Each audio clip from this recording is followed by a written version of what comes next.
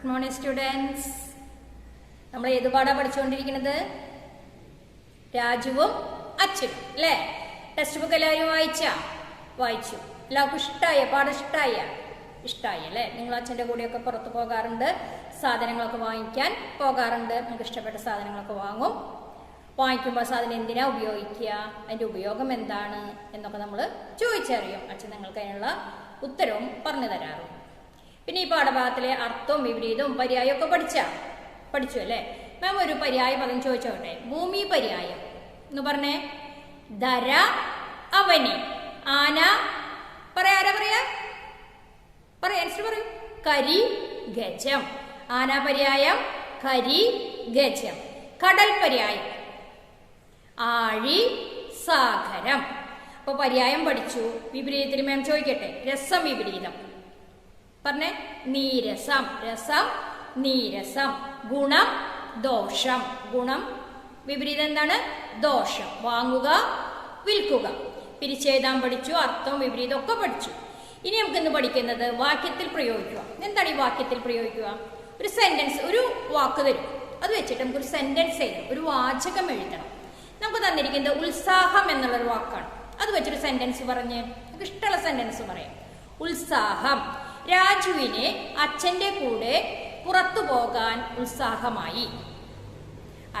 രാജുവിന് അച്ഛൻ്റെ കൂടെ പുറത്തു പോകാൻ ഉത്സാഹമായി. പിന്നെ വേറൊരു സെന്റൻസ് പറഞ്ഞേ. അമ്മുവിന് പാട്ട് കേൾക്കാൻ ഉത്സാഹമായി. പാട്ട് പാടാനും ഇഷ്ടമാണ്, കേൾക്കാനും ഭയങ്കര ഉത്സാഹമാണ്. അല്ല, അമ്മൂമ്മ കഥ പറയുന്നത് കേൾക്കാൻ ഭയങ്കര ഉത്സാഹമാണ് എന്നൊക്കെ ഉത്സാഹം വെച്ച് നമ്മൾ കുറെ സെന്റൻസ് ഇപ്പോൾ പറഞ്ഞു. അതുപോലെ വേറൊരു വാക്ക് ചട്ടം കെട്ടുക. നമ്മൾ പോകാനായിട്ട് ഏർപ്പാട് ചെയ്യുക, അതിനാണ് ചട്ടം കെട്ടുക എന്നുള്ള വാക്കിന്റെ അർത്ഥം. ഈ അർത്ഥം വരുന്ന ഒരു വാചകമാണ് നമുക്ക് എഴുതേണ്ടത്. അപ്പു സിനിമയ്ക്ക് പോകാൻ അമ്മയോട് ചട്ടം കെട്ടി. അപ്പു സിനിമയ്ക്ക് പോകാൻ അമ്മയോട് ചട്ടം കെട്ടി. അപ്പൊ രണ്ട് പദം നമ്മളിപ്പോൾ പറഞ്ഞു കഴിഞ്ഞു. ഇനി നമുക്കുള്ളത് ബ്രാക്കറ്റ് തരും, സെന്റൻസ് പൂരിപ്പിക്കണം. എല്ലാവരും ഒന്ന് ബോർഡിലേക്ക് നോക്കൂ. വിട്ടുപോയ ഭാഗം പൂരിപ്പിക്കുക. ബ്രാക്കറ്റ് തന്നിട്ട് നോക്കൂ. ഉപ്പ്, അമ്പലത്തിൽ, പച്ചക്കറികൾ. മൂന്നെണ്ണാണ് നമുക്ക് പൂരിപ്പിക്കാനായിട്ട് തന്നിരിക്കുന്നത്. ഒന്നാമത്തെ വാചകം നോക്കൂ. ഒന്നാമത്തെ വാചകം എന്താ? കടൽ വെള്ളം വറ്റിച്ച് ഡാഷ് ഉണ്ടാക്കുന്നു. അവിടെ എന്താണ് നമ്മൾ പൂരിപ്പിക്കേണ്ടത്? ഉപ്പ്. ഉപ്പ് എന്ന് വേറെ എഴുതി. ഉപ്പ്. അടുത്ത സെന്റൻസ് എന്താണ്? അന്ന് ഡാഷ് ഉത്സവമായിരുന്നു. എവിടെ ഉത്സവമായിരുന്നത്? അമ്പലത്തിൽ. അതെവിടെ എഴുതണം? അമ്പലത്തിൽ.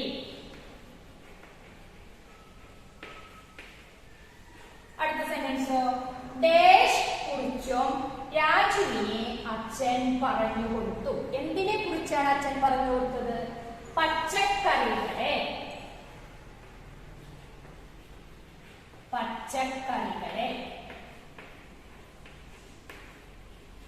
പച്ചക്കറികളെ കുറിച്ചോ രാജുവിനെ അച്ഛൻ പറഞ്ഞു കൊടുത്തു. മൂന്ന് സെന്റൻസ് നമ്മൾ പൂരിപ്പിച്ച് എഴുതാൻ പഠിച്ചു കഴിഞ്ഞു. ഇനി നമുക്ക് ചോദ്യോത്തരമാണ് നമുക്ക് പഠിക്കാനായിട്ടുള്ളത്.